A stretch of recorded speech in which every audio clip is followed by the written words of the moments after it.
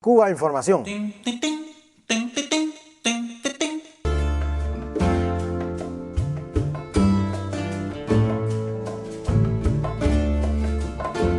Bueno, como ya dijimos, Cuba Información esta noche se encarga de pensar y de analizar y de reflexionar un poco sobre los temas económicos en Cuba. Estamos viviendo una crisis mundial, una crisis que nos afecta a todos, que afecta al Estado cubano de manera también especial y con la particularidad de que en Cuba se trata de hacer una economía que es una economía humana, una economía justa, de no caer precisamente en las salvajadas del sistema capitalista.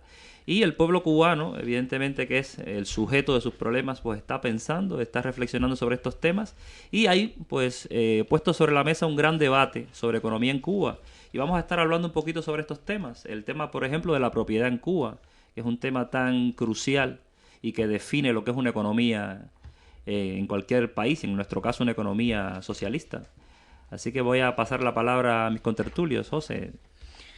Bueno, tú decías que existe un debate que además se está dando también en los medios de comunicación, o al menos en algunos de los grandes medios de comunicación en Cuba, como por ejemplo el diario Granma, tan satanizado en la prensa internacional, ¿no? Pues sí. Como, bueno, una especie de, no sé, de panfleto, de qué sé yo, ¿no? Un órgano oficial sin más, cuadrado de lo que supuestamente es la voz oficial en Cuba, el gobierno, etcétera. Sin embargo, si nos vamos a la realidad, por ejemplo, del diario Granma, nos vamos a la sección de cartas a la dirección, vemos cómo se reflejan diversidad de opiniones en determinados aspectos trascendentales en la vida de un país. Porque en los medios de comunicación internacionales a veces existen diversidad de opiniones sobre aspectos intrascendentes, sobre estupideces. Sin embargo, en Cuba existe un debate, por ejemplo, sobre el tema de la propiedad social de los medios de producción, sobre qué hacer con determinados sectores del Estado, si pasarlos a las formas de cooperativa, si pasarlos a la pequeña propiedad privada.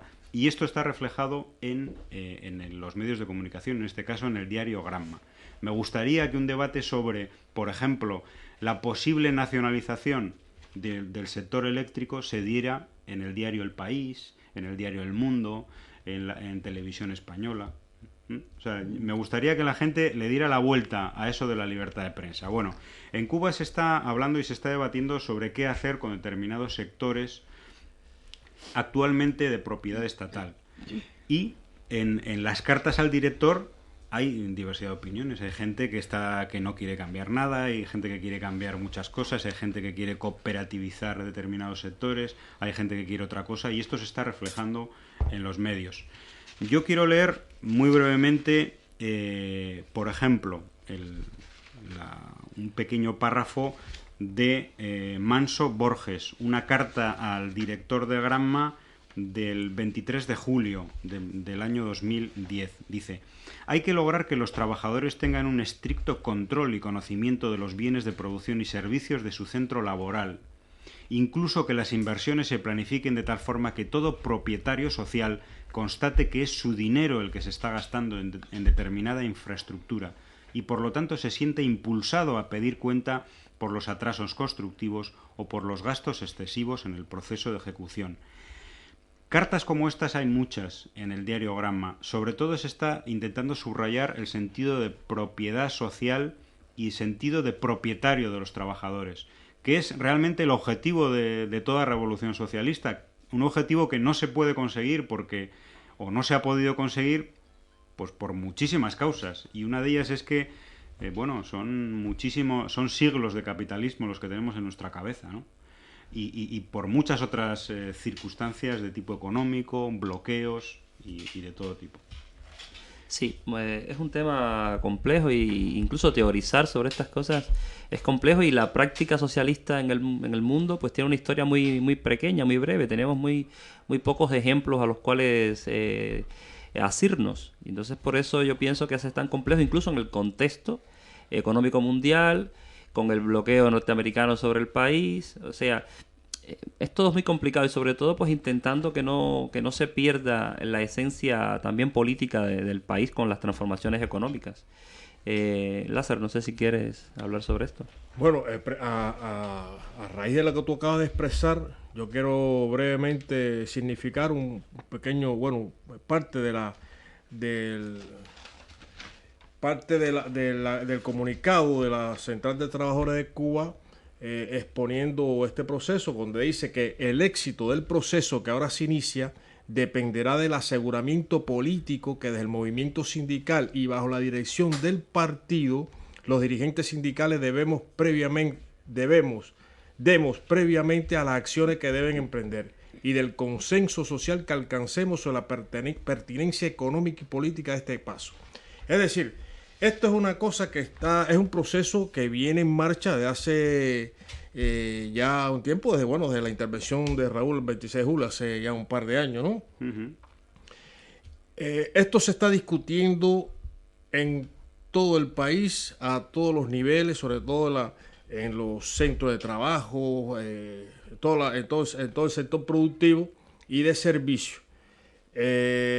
Los trabajadores opinan, y como bien tú señalas, está el debate y está la profundización, el análisis de todo este proceso y buscando las mejores soluciones. Es un proceso indudablemente complejo, muy difícil, dentro de una coyuntura internacional complicada, de crisis global. Hay que resaltar que el bloqueo económico, financiero y comercial del imperialismo norteamericano sobre Cuba está intacto, lo acaba de reafirmar y exponer el ministro de Relaciones Exteriores Bruno Rodríguez Parrilla, pero está la fortaleza de la revolución precisamente en esto, en que el país es capaz de acometer un proceso tan profundo, tan abarcador como este, sin trauma y con la participación de los trabajadores y desde luego dándole opciones a todos aquellos que resulten disponibles. Como bien plantea este comunicado de la Central de Trabajadores de Cuba,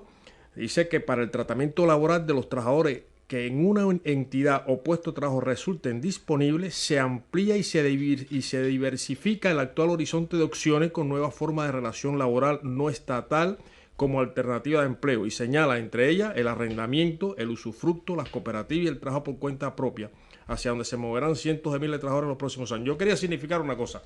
Hay gente que se están, por desconocimiento, la ignorancia también es atrevida, pues piensan en el capitalismo. Tú acabas de decir una cosa importante, José, que es las decenas de años, siglos de capitalismo que está cimentado en la conciencia de las personas y de la gente. Incluso en Cuba, cuando alguien se habla de establecer un negocio, una propiedad, se piensa en la fórmula capitalista a la usanza. Precisamente la fórmula capitalista de este sistema que ha creado esta gran crisis global.